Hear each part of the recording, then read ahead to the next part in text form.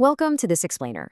Today, we're taking a narrative you've probably been fed your literally entire life, and we're just flipping it completely upside down. We're talking about the profound realities of life after 40 for men. So let's jump right in, because society has sold us all this very specific, honestly very exhausting script about aging.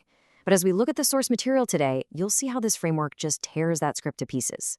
Does a man's life really peak at 20? I mean, since you were a kid, the world has basically hardwired you with this one solitary belief. But think about it for a second. Neuroscience actually tells us the male brain doesn't even finish developing its frontal lobe until your mid to late 20s. Crazy, right? Yet we're programmed to believe that your college years, your first love, that smooth skin, those six-pack abs, and all that raw energy, that the whole shebang was supposedly the absolute golden age of your existence. And because of that programming, we get stuck in this frantic, exhausting cycle. It's like a treadmill you can't get off. First, the 20s are crowned the golden age, where you were running in circles, desperately chasing everything, and honestly mastering nothing. Then, bam, you hit your 30s, and what happens? The quiet panic sets in. You spend a solid decade watching the calendar like it's a ticking time bomb. You look in the mirror, and suddenly every new line on your face feels like evidence that your time is running out. By the time the big 40-0 approaches, society is basically whispering in your ear that the game is over before it even really started. But here's where the source material slams on the brakes with this incredible quote. A man's real life doesn't start at 20, it starts at 40. The core argument here is that this decade absolutely is not your decline, it is your awakening. The framework suggests that if you're approaching 40, or hey, maybe you're already past it, you carry something a 20-year-old boy simply hasn't earned yet. You have a story written in those wrinkles. You have a deep, grounded strength that's buried right there in your silence. The source draws this super sharp line between these two stages of life. On one hand, you've got the 20s boy. He's loud, flashy, highly reactive, and, let's be real, often desperate for approval. He doesn't quite know who he is yet, so he's twisting himself into knots trying to impress people who really don't even matter. But then, on the other side, you have the 40s man. Calm, directed, clear. He's got the kind of lived experience that shaped him into a guy who needs to prove absolutely nothing to anyone. He just is who he is, and that grounded, effortless presence is undeniably powerful. And this brings us to a crucial takeaway from the text. Listen to this.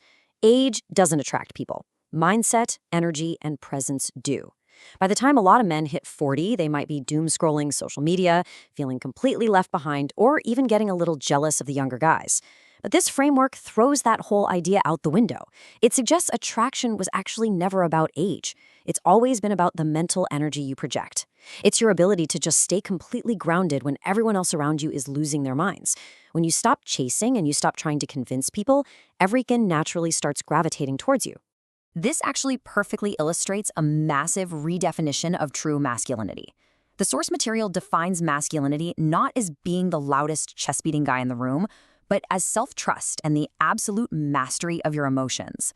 The perspective here is that a man is at his most attractive when he isn't a slave to his feelings, but the master of them. When your silence becomes the answer and your mere presence says everything your mouth doesn't need to, now that, my friends, is real power. So how does this actually play out in everyday interactions? Well, have you ever noticed how women look at men in their 40s? Really think about it. There's this very specific, almost undeniable curiosity in their eyes. And no, spoiler alert, it's not just an appreciation for a nice salt and pepper beard. It stems purely from that deep-rooted maturity we've been talking about. When it comes to communicating, the younger guy is usually just talking to impress a woman. He's putting on a show, basically trying way too hard to fill every single second of silence with words. But conversely, the 40-year-old man speaks with understanding. He listens, he actually observes. He doesn't rush, and he certainly doesn't react to every little bump in the conversation. The younger guy is driven by this performative desperation, while the mature man just rests in calm observation. And according to the text, that exact difference is what makes him so ridiculously magnetic. And psychological studies actually back this right up. They show that as women mature, what they're attracted to totally shifts towards stability. They're looking for consistency, not charm. Deep down, the human mind craves a steady presence over chaotic, flashy charm. People want someone who holds the line even when life gets deeply turbulent. So you know that acquired calmness you've built up over the years? The framework argues that's not you losing a step, that is quite literally your greatest, most highly valued asset. This consistency creates what the text calls emotional safety. Think of it as this invisible circle of security created by a man who takes his weaknesses, turns them into strengths, and just stays rock steady in the middle of absolute chaos. This has absolutely nothing to do with superficial flirting techniques or cheesy pickup lines. It's a vibe.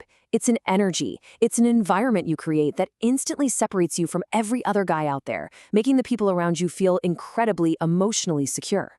Which brings us to the ultimate fork in the road. At 40, the boy ends and the leader is born. The source outlines two very clear choices here. A man can either live with regret, constantly looking back in the rearview mirror at all the things he didn't do, or he can choose to rise with discipline and purpose and show the world exactly who he is. And to help make that second choice, our source gives us a really specific blueprint to follow. And here is that blueprint, the 3 habits of the awakened man. Number 1, emotional control. Number 2, selective circle. And number 3, purpose first. The text suggests that by adopting these 3 step-by-step habits, you solidify a level of power that basically turns an ordinary guy into an extraordinary, unbeatable force. Let's break each of these down, shall we? Okay, habit 1 is emotional control. Respond, don't react. The framework points out that youth is so often driven by ego and knee-jerk reactions, right? Exploding with anger at the slightest provocation. But true maturity means that when someone disrespects you, you don't react, you respond. When someone tries to push your buttons, you don't waste energy hating them, you literally just ignore them. Your mind is now completely commanding your emotions, and that kind of maturity brings an undeniable, highly visible authority to how you carry yourself. People can practically feel it in your energy. Next up is habit 2, selective circle. It's all about choosing quality over quantity. The awakened man stops trying to be the life of the party for everybody, realizing that, honestly, not everyone deserves access to his life. Finding true peace actually requires shrinking your circle to include only genuine, mature people who bring real value to your existence. As your circle gets quieter, your life actually grows much larger. It's that beautiful realization that peace is infinitely more valuable than popularity. Finally, we have habit 3, purpose first. It is officially time to shift from being a dreamer to being a builder. Look, at 20, we dream. That's what we do. But moving into this new phase, the mission absolutely has to come before the entertainment. It's about trading in that exhausting game of trying to look rich or chasing superficial status for the serious, highly focused mission of building a legacy, literally brick by brick. Your goals have to take priority over the noise and distractions. The source ties this whole thing together with this incredibly powerful observation. When a man works on his mission with unwavering focus, the world automatically gives him space. This isn't just about self-respect, it is pure self-trust. The argument is that when you reach this level of laser-like focus on your purpose, you don't just become attractive to the outside world, you become completely unavoidable. You don't chase the standard anymore, because you become the standard. So I'm going to leave you with this final, lingering question to think about.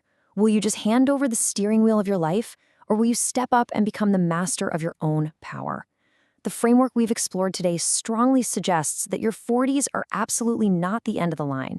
They are the true beginning of everything you were meant to become. So are you ready to claim your reality and master this newly awakened state?